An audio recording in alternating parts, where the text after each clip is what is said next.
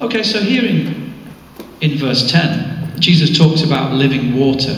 And I've already said that, you know, sometimes the Jews would think of a spring, perhaps that's living water. But that's not the living water that Jesus is talking of, is it? He's talking about something spiritual. And we see just a few kind of hints as to what that might be. If you turn to Jeremiah chapter 2. Yep, Jeremiah 2.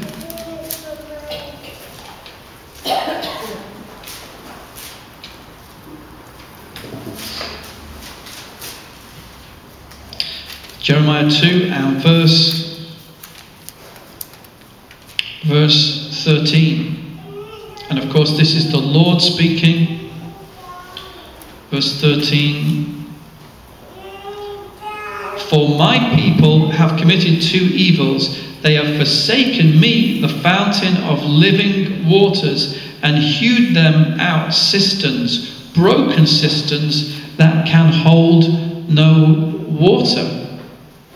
So here, the Lord is saying, I am the fountain of living waters. But what people have done is they built cisterns. You know what a cistern is? A water pump.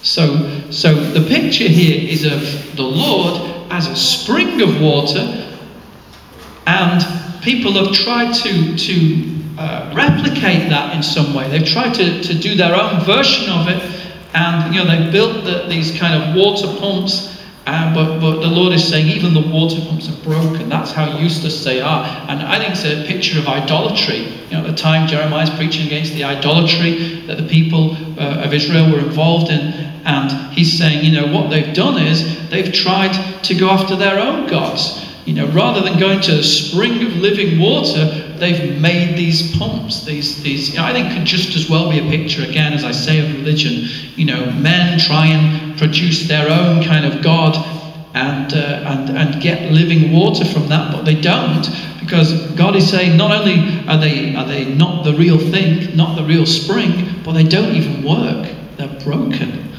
So they don't even produce anything that could be seen as a counterfeit to God. But God is seen as a spring of living water. You know the difference between a spring and a well? Here's Jesus at the well. A well can run dry.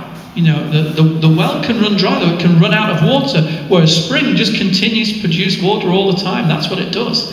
And that's why the Lord is a spring of living water, a fountain of living water. Just keeps producing the grace and the love that we need. It never runs out. You know, the love of God, thanks be to God, never runs out. His grace never runs out. Plenteous grace with thee is found. You know, that is true. That grace, and we need it. You know.